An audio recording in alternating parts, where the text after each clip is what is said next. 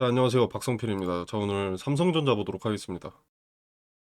자, 지난 영상에서도 말씀을 드렸지만 삼성전자는 지금 이제 실적이 예측이 가능해졌습니다.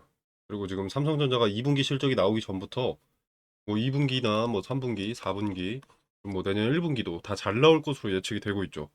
자, 거기에 대한 주가가 선반영이 되었기 때문에 시총이 천조가 넘는 기업인데도 이렇게 급등들이 가능했던 겁니다.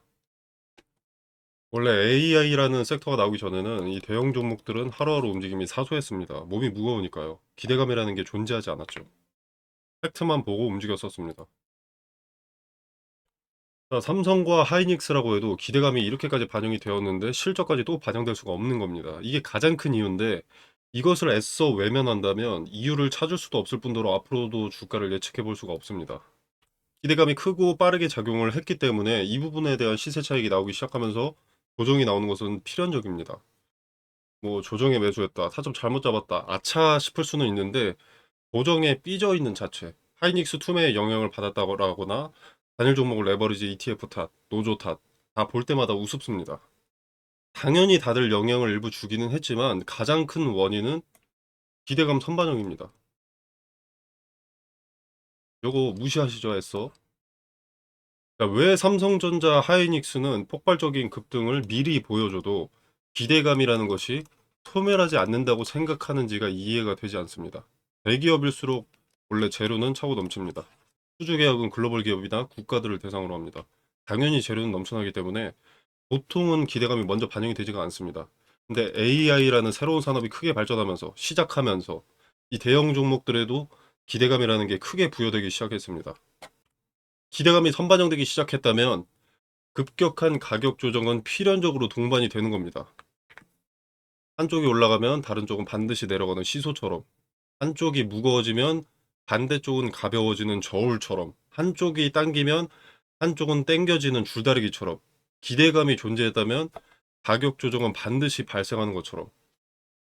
커뮤니티 같은 데 보시면 상승은 당연하고 하락하면 사기라고 합니다. 그 심보가 사기입니다.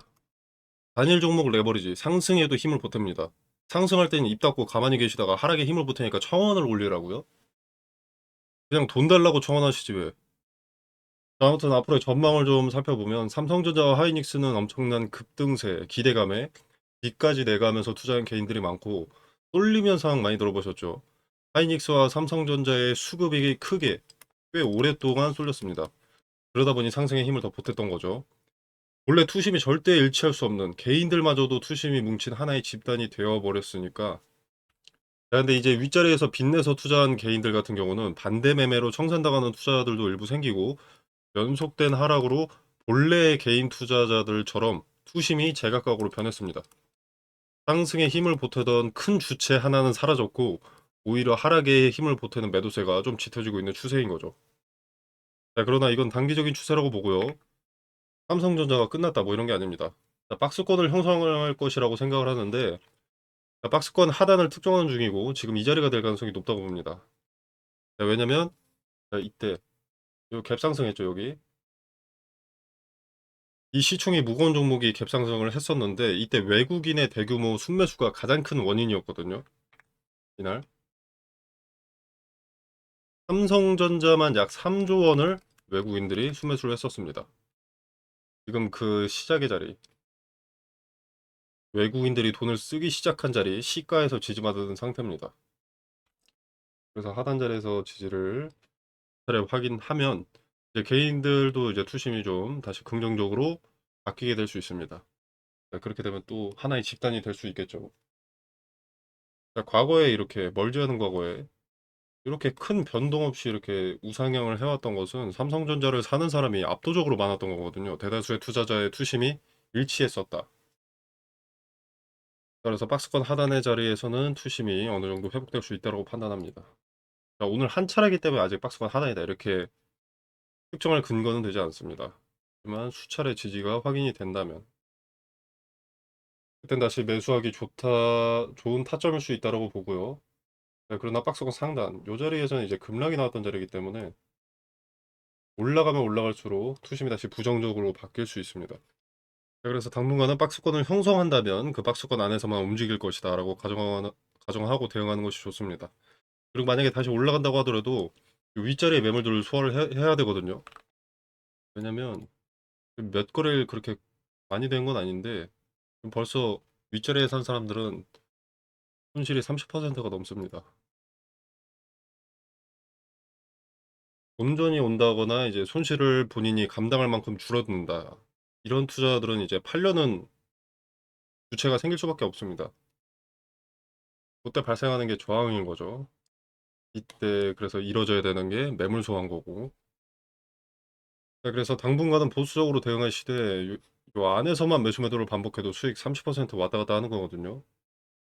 자, 그래서 박스권 바닥이 형성되고 바닥에 대한 근거가 명확하다면 박스권 하단의 분할 매수가 유리해지고 박스권 상단에 가까워질 때 저항이 강력할 수밖에 없는 매물 소화의 자리에서 분할 매도를 거듭 반복하게 되면 과거와 다르게 이런 재미없는 구간에서도 손실을 회복하거나 수익을 더할 기회는 분명히 존재합니다. 자, 그리고 마지막으로 미국과 이란 전쟁 있죠. 이제 그게 신경 안 쓰실 텐데 얘네 또 타격하고 있거든요.